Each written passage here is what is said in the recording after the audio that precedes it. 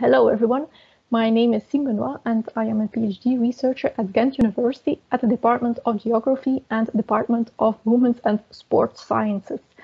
And with the support of my supervisors, Nico van Weghe and Delfien van Dyck, I am very happy to present you the first results of the analysis I have done on perceived cycling safety on home-to-school routes of adolescents.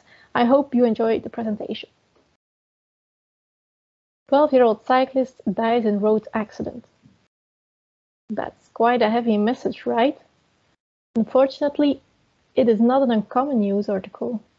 This accident was already the 6th cycling fatality of the month in the southern region of West Flanders.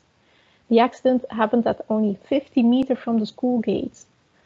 Although schools make an effort on improving cycling safety in the direct environment, still too many accidents happened, especially with adolescents. But how do schools and policymakers make that effort? Well, of course, they look at objective measures. So they take a look at the map of traffic accidents. Roads and intersections that have a high rate of accidents get their attention, and they will adjust the infrastructure. But do you also feel that it is not right that first a couple of accidents should occur before an intersection or road gets optimized? Also, why are adolescents not involved in cycling policy while they commute to school by bike every day of the week, certainly in Flanders, where the bike is the most commonly used transport mode for home-to-school travel? In other words, adolescents are the experts of cycling safety along their route to school, but they do not have the means to get their input to the local policymakers. When we would better understand their perception of cycling safety, we could anticipate on cycling accidents. That's why we developed the Bike Barometer. It is a web platform where adolescents of secondary schools assess cycling safety along their route to school. Using these data, we can analyze what influences adolescent cycling safety perception. So this study has shown that the Bike Barometer gives us more insight into which environmental factors are associated with adolescent cycling safety feeling. First, I will explain what the Bike Barometer is and how it works. Then I will discuss our data analysis, first at the level of complete home-to-school routes, and second at the more detailed levels of intersections and segments. So what is this Bike Barometer?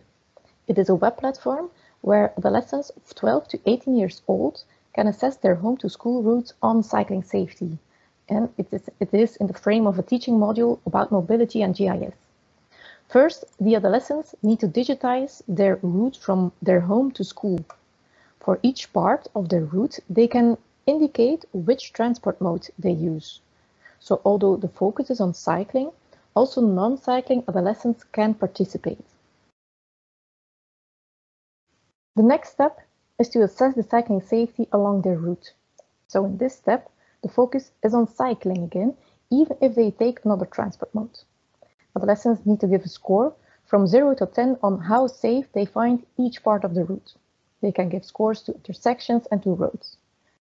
After this step, they need to indicate the reasons for their high and low scores. Is motorized traffic driving too fast?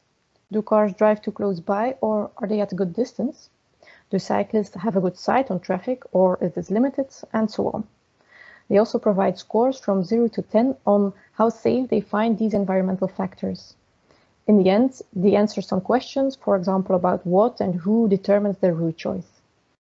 After the data collection, the adolescents analyze the data of their school while learning GIS skills. But of course, not only adolescents have a look at the data. Their input is a very valuable source of information to get insights into why adolescents perceive their route or specific intersections and segments along it as safe or unsafe. Therefore, we performed multi-level linear regression analysis on these three data sets of complete routes, intersections, and road segments. After data cleaning, around 2,000 routes of adolescents from 35 different schools in Flanders remained for the analysis. The overall cycling safety score that adolescents gave to their route was investigated in relation with possible factors and persons that determine their route choice. Also, the number and type of accompanying persons, time of the trip, wearing safety clothes, and the frequency of the trip. Routes were nested in municipalities And the model was controlled by socio-demographic variables such as age and gender, as well as route length and a variable indicating if they assess the route as a cyclist or a non-cyclist. These tables show the significant results of the analysis. And these show that when adolescents chose their route because it had the least traffic, or when their parents or themselves determined the route, they gave a higher score to the cycling safety of their route. Also, depending on the frequency of taking the route, choosing the route with the safest infrastructure affected the safety score. It is also striking that when adolescents cycled together with friends, they felt safer, although the effect was less strong for girls than for boys.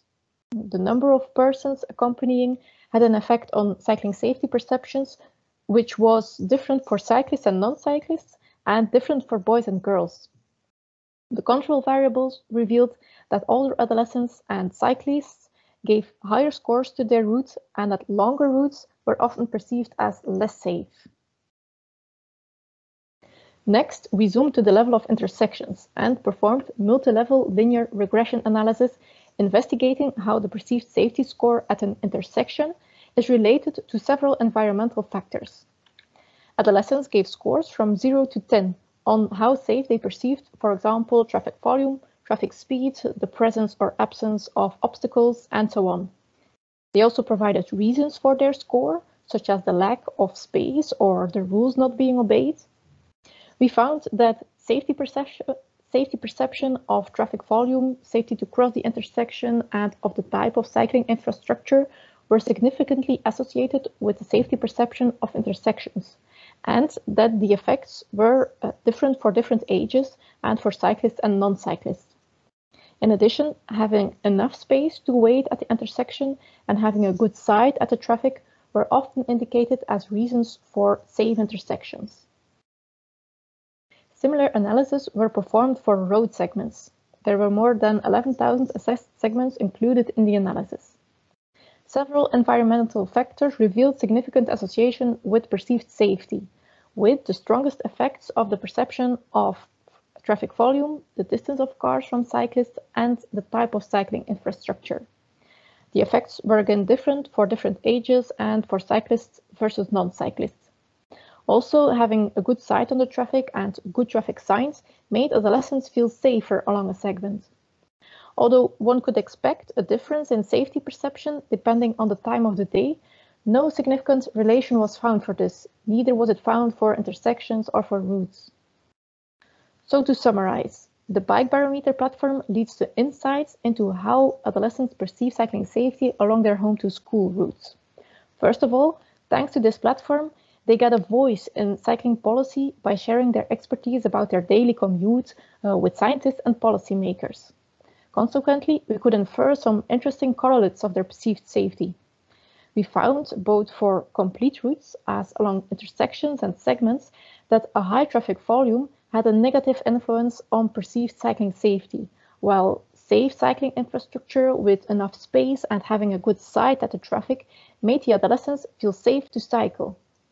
Additionally, we showed that some effects may be different depending on the age of the adolescents, and that cyclists and non-cyclists perceive cycling safety and its correlated factors differently.